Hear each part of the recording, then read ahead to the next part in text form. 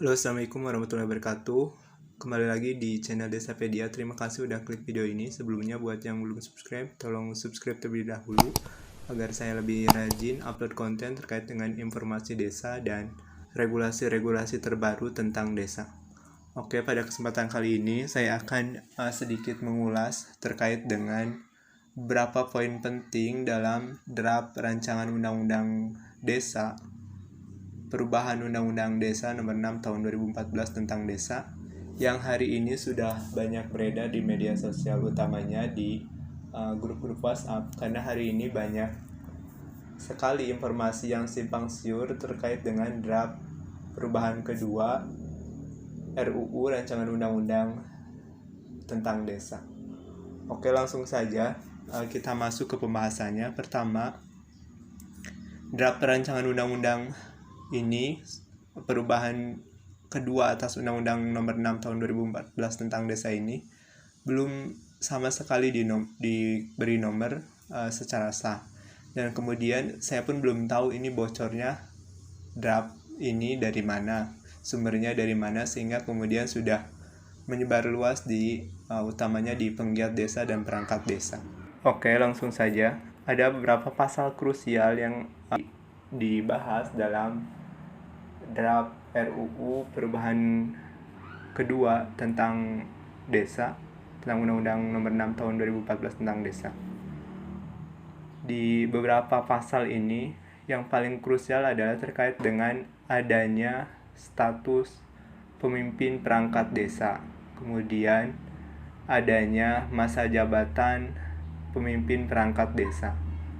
Pasal-pasal lain yang juga krusial adalah terkait dengan tunjangan BPD atau Badan Permusyawaratan Desa yang di draft RUU perubahan kedua atas Undang-Undang Desa ini tidak dijelaskan secara rinci tunjangannya itu per bulan atau seperti apa. Tapi di sini dibahasnya tunjangan BPD itu diberikan per kegiatan.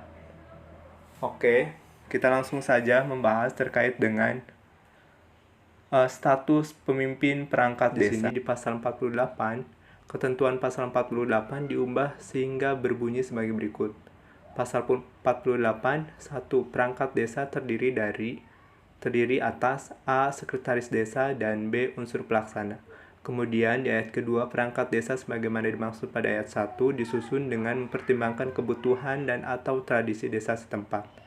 Kemudian ketiga, sekretaris desa dan unsur pelaksana dapat dibantu oleh staf. 4. Ketentuan mengenai perangkat desa sebagaimana dimaksud pada ayat 1 diatur dengan peraturan daerah, kabupaten atau kota. Kemudian di poin ketujuh, ketentuan pasal 49 diubah sehingga berbunyi sebagai berikut.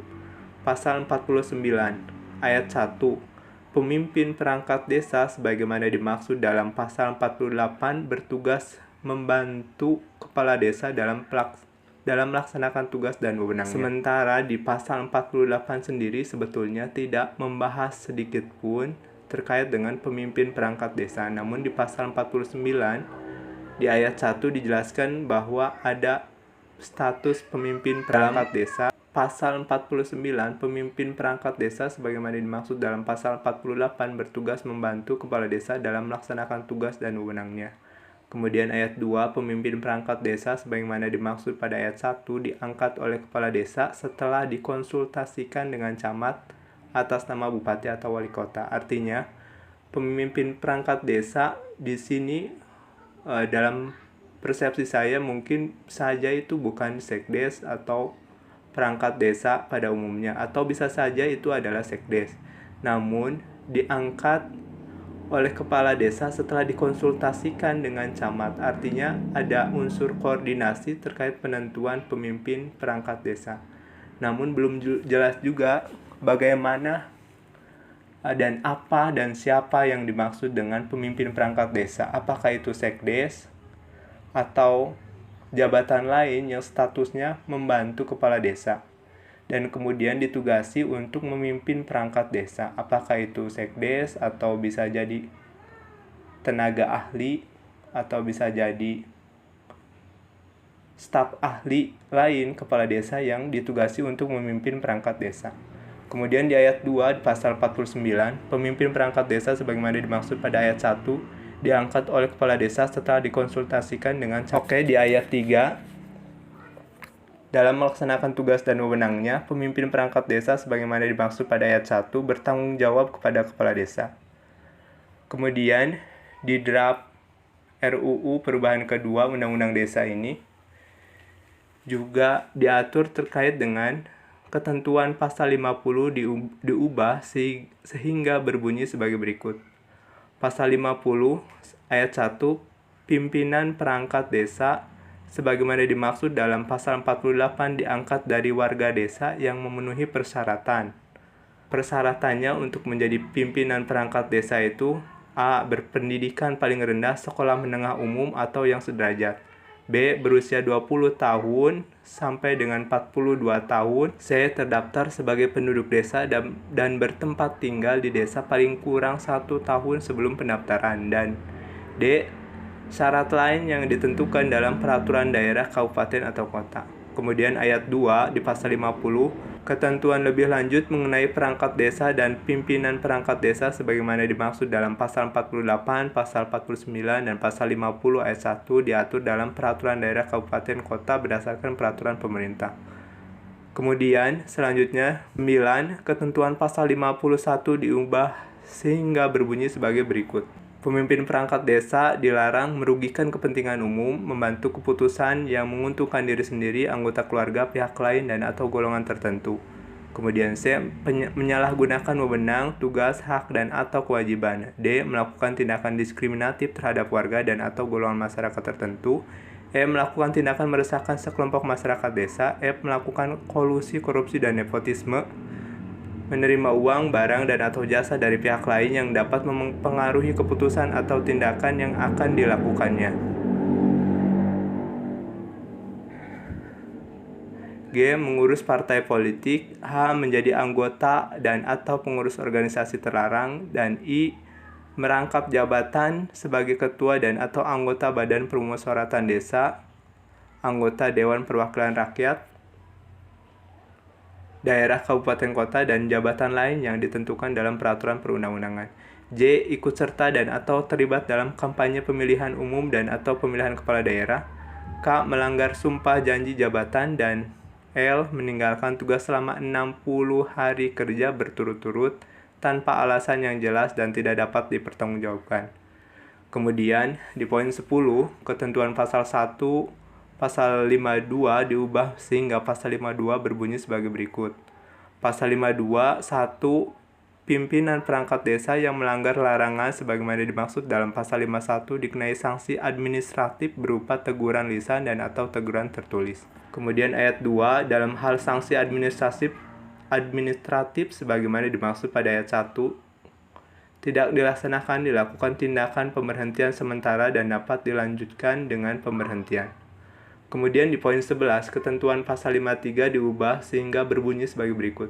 Pasal 53 ayat 1, masa jabatan pimpinan perangkat desa berakhir bersamaan dengan berakhirnya jabatan kepala desa. Kemudian 2, pimpinan perangkat desa berhenti sebelum berakhirnya masa jabatan karena meninggal dunia, permintaan sendiri, atau diberhentikan. Kemudian ayat 3, pimpinan perangkat desa yang diberhentikan sebagaimana dimaksud pada ayat 2 huruf C, karena usia telah genap 60 tahun dan berhalangan tetap. Di pasal sebelumnya bahwa disebutkan untuk menjadi pimpinan perangkat desa itu usia minimum adalah 20 dan usia maksimum adalah 42. Nah, kemudian di pasal 53 dibahas terkait pimpinan perangkat desa diberhentikan jika usianya sudah genap 60 tahun. Kemudian, tidak lagi memenuhi syarat sebagai perangkat desa, atau D. Melanggar larangan sebagai perangkat desa. Ayat 4, pemberhentian pimpinan perangkat desa sebagaimana dimaksud pada ayat 2 ditetapkan oleh kepala desa setelah dikonsultasikan dengan camat atas nama bupati atau wali kota. Kemudian 5, ketentuan lebih lanjut mengenai pemberhentian pimpinan perangkat desa sebagaimana dimaksud pada ayat 3 diatur dalam peraturan pemerintah. Kemudian di poin 12, di antara pasal 53 dan pasal 54 disisipkan 4 pasal, yakni pasal 53A, pasal 53B, pasal 53C, dan pasal 53D. sehingga berbunyi sebagai berikut. Pasal 53A, 1. Kepala desa mengangkat staf desa sebagaimana dimaksud dalam pasal 48 ayat 3 dalam jumlah yang efisien berdasarkan kebutuhan dan sesuai dengan kemampuan keuangan desa. 2. Staf desa diangkat dari warga desa dengan persyaratan A. Berpendidikan paling rendah sekolah menengah umum atau sederajat, B. Berusia 20 tahun sampai dengan 42 tahun, C. Terdaftar sebagai penduduk desa dan bertempat tinggal di desa paling kurang 1 tahun sebelum pendaftaran, dan D. Syarat lain yang ditentukan dalam peraturan desa. Kemudian ayat 3, kepala desa dapat membentuk tim untuk melakukan rekrutmen staf desa. Jadi sangat jelas sekali bahwa di sini ada staf desa dan ada pimpinan perangkat desa. Saya kurang paham betul bahwa di draft undang-undang perubahan kedua undang-undang desa ini siapa yang dimaksud dengan pimpinan perangkat desa. Karena jelas sekali di sini beda pasal antara pimpinan perangkat desa dan staf desa.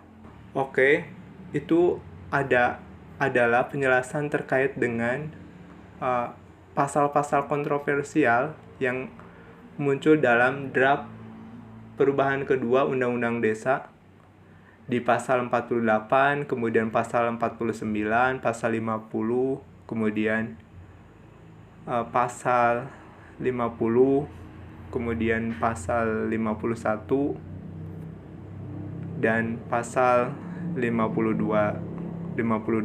Sampai hari ini, penjelasan dalam draft perubahan kedua RU Desa ini sangat multitafsir dan banyak mendapatkan protes, utamanya oleh perangkat desa, karena bisa jadi nanti yang dimaksud pimpinan perangkat desa itu siapa, sehingga jabatannya sama dengan masa kerjanya sama dengan kepala desa.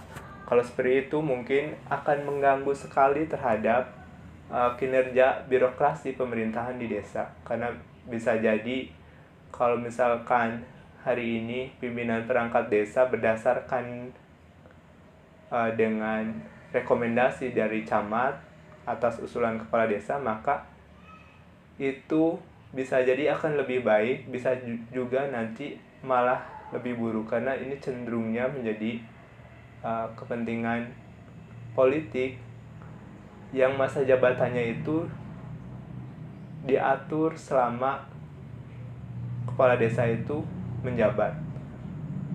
Dan bisa juga ini menjadi hal positif, karena selama ini banyak juga kepala desa yang melakukan pemberhentian sekretaris desa utamanya selama dia menjabat, sementara dia belum menyelesaikan masa jabatannya yang 6 tahun. Sehingga ini pun akan mempengaruhi pada aturan birokrasi tata kelola pemerintahan di desa. Tapi bagaimanapun nanti akhirnya perubahan kedua atas Undang-Undang Nomor 6 Tahun 2014 tentang desa ini, kita berharap betul bahwa tidak ada yang dirugikan atas perubahan kedua Undang-Undang Desa ini. Perubahan kedua Undang-Undang Desa ini setelah sebelumnya diubah dalam Undang-Undang Cipta Kerja. Oke, demikian dulu dari Desapedia. Di pembahasan selanjutnya kita akan membahas terkait dengan pasal-pasal krusial yang berkaitan dengan BPD. Semoga bermanfaat, tetap jaga jarak, pakai masker, dan mencuci tangan di masa pandemi. Wassalamualaikum warahmatullahi wabarakatuh.